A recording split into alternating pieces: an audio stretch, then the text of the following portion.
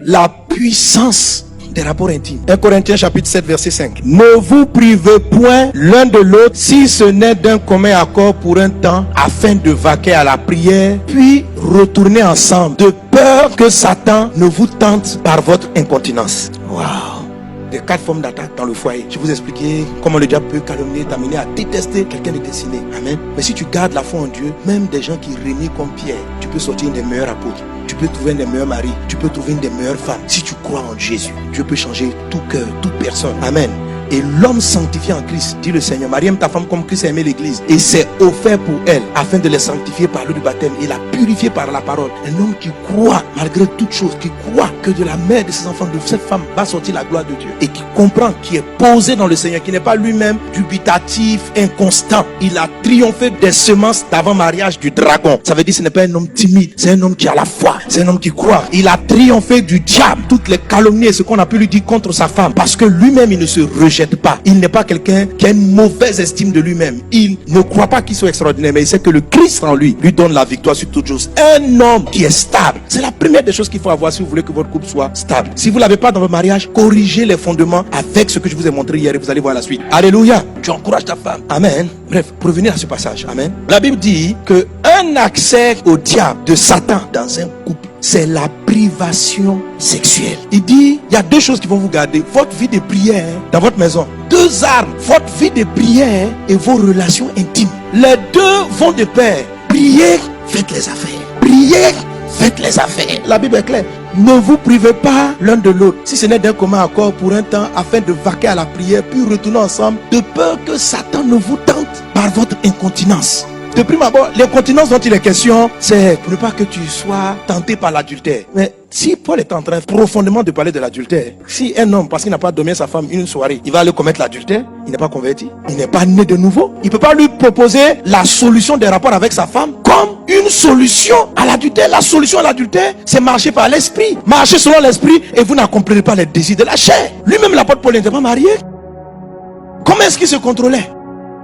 Par l'esprit de Dieu.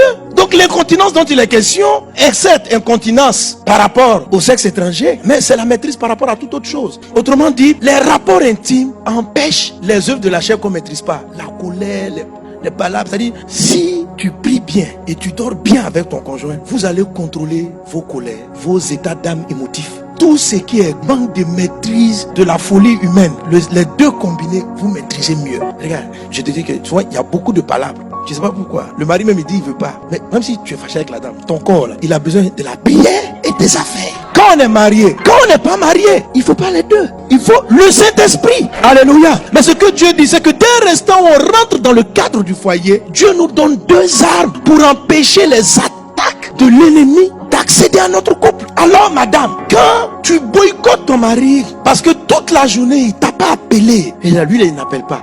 La pensée qui est dans ton esprit, lui il n'appelle pas. Lui il n'appelle pas. La pensée vient pas de toi. Le diable veut vous empêcher de prier ensemble et veut vous empêcher de faire les affaires parce que ça lui donne une route d'accès. Alors il a intérêt à faire en sorte que vous n'ayez aucun désir. La femme te dit une parole, ça te pique tellement. Mais la façon dont la parole t'a piqué, là, ce n'est pas elle qui a amplifié. Le diable a récupéré la parole. Il dit comment ta femme peut te parler comme ça? Et puis toi tu crois que c'est ta pensée? Oh c'est Satan, c'est le diable. Je dis ouais, elle t'a jamais respecté. Et puis comme je vous ai dit, elle utilise le jeu, il utilise le jeu. Elle m'a jamais respecté. Puis toi t'entends ça, oui. Et puis il te rappelle, tu te souviens?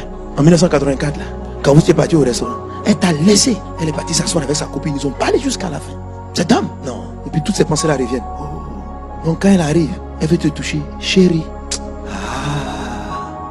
Si tu lui donnes d'eau, si tu dis non, si ma femme a besoin de moi, je dois me disposer, faire partir la colère pour que les affaires soient agréables. Parce que les affaires où on est fâché, c'est pas les affaires. Non, les rapports intimes c'est plus profond. Ecclésiaste 9:9. Jouis de la vie avec la femme que tu aimes pendant tous les jours de ta vie de vanité que Dieu t'a donné sous le soleil. Pendant tous les jours de ta vanité, car c'est ta part dans la vie au milieu de ton travail que tu fais sous le soleil. Frère, Ecclésiaste 9:9. Jouis de la vie. Ça veut dire, avec ta femme là, avec ton conjoint, faites-vous plaisir. C'est votre part Celui qui a trouvé la femme a trouvé le bonheur. Dieu dit, c'est ta part sous le soleil au milieu de ton travail. La Bible dit que le bonheur va t'accompagner. Ton travail, votre travail commun, c'est votre bonheur final. Mais le travail commun, c'est le premier P, le plan. Il n'est pas le seul qui procure le bonheur. Tu dois ajouter le bonheur d'y aller par la paix et Éden dans laquelle Dieu a positionné votre couple. Amen. Et sur ce chemin, vous devez ensemble prospérer, être fécond et porter du fruit. Que cela soit ton partage dans le nom de Jésus.